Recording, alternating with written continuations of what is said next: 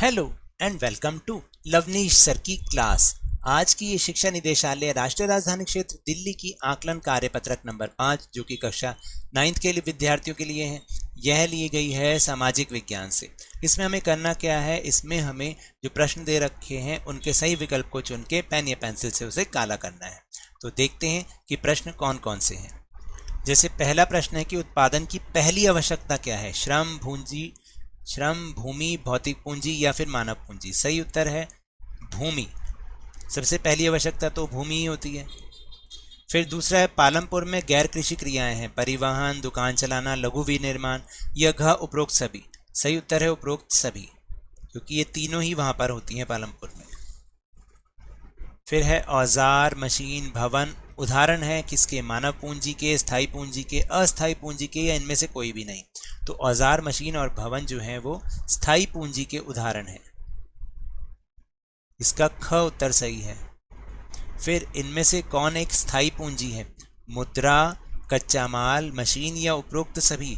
स्थायी पूंजी वो है ग, मशीन।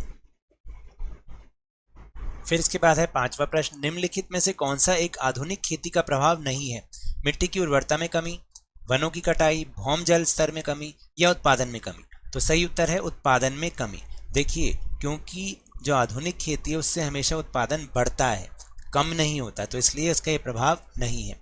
फिर छठा है कि उत्पादन का प्रयोजन या उद्देश्य क्या है, वस्तुएं उपलब्ध कराना, सेवाएं उपलब्ध कराना, ऐसी वस्तुएं और सेवाएं उत्पादित करना जिनकी हमें आवश्यकता है या उपरोक्त सभी। तो इसका जो सही उत्तर है वो है राइट आंसर इज सी, ऐसी वस्तुएं और सेवाएं उत्पादित करना जिनकी हमें आवश्यकता है। फिर है प्रश्न नंबर 7, एक साल में किसी एक भूमि पर एक से ज़्यादा फसल उगाने की विधि को क्या कहते हैं, बहुविध फसल प्रणाली, अंतर्राष्ट्रीय फसल प्रणाली, एकल फसल प्रणाली या उपरोक्त सभी। तो इसको हम कहते हैं बहुविध फसल प्रणाली, क भाग। फिर है 8वां प्रश्न, पालमपुर गांव में किसान अपनी बचत का प्रयोग किन कार्यों में करते हैं। बचत का प्रयोग कृषि में, गैर कृषि कार्य में, उपरोक्त दोनों में या उपरोक्त में से कोई भी नहीं। तो सही उत्तर है कृषि में, ताकि अगली बार की फसल और अच्छी होए उसके लिए वो बचा के रखते हैं, जो उस पैसों से वो अगले बार के लिए बीज खरीदते हैं। फिर है कथन और कारण वाला प्रश्न। देखिए, इसमें कथन दे रखा है, पालमपुर पड़ोसी गांवों और कस्बों से अच्छी तरह जुड़ा हुआ है। कारण क्या है, इस गांव में विभिन्न जातियों के लगभग 450 परिवार हैं। क्या आपको इसका कारण सही लग रहा है? नहीं। तो देखो, इसका मतलब क्या है कि ए और आर दोनों सही हैं, आर ए की सही व्याख्या करता है, ये तो हो नहीं सकता। ए और आर दोनों ही सही हैं, लेकिन आर ए की सही व्याख्या नहीं करता, क्योंकि ये दोनों कथन हमने अपने लेसन में समझे हैं कि वो पालमपुर जो है पड़ोसी गांवों से जुड़ा हुआ है और गांव में विभिन्न जातियों के 450 परिवार भी हैं। तो इसका आंसर होगा बी, कि ये दोनों ही सही लिखे हुए हैं लेकिन व्याख्या नहीं करते।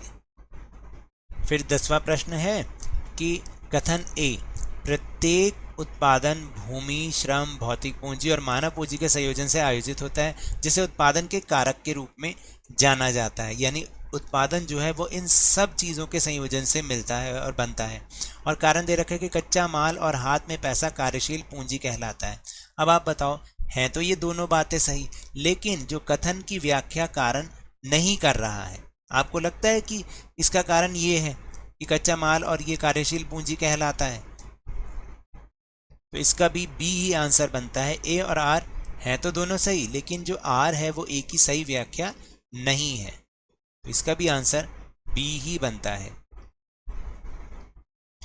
तो टेलीग्राम ऐप पर भी हमने अपना चैनल लवनीश सर की क्लास बनाया, जहां पर आपको ये इस वीडियो का लिंक और दूसरे वीडियो के लिंक भी बहुत इजीली अवेलेबल होंगे। तो ये तो थी आज की वर्कशीट। अगर मेरे इस तरह समझाने से अब आपको समझ में आने लगा है तो इस चैनल और वीडियो को लाइक कीजिए, शेयर कीजिए और नए हैं तो सब्सक्राइब भी कीजिए।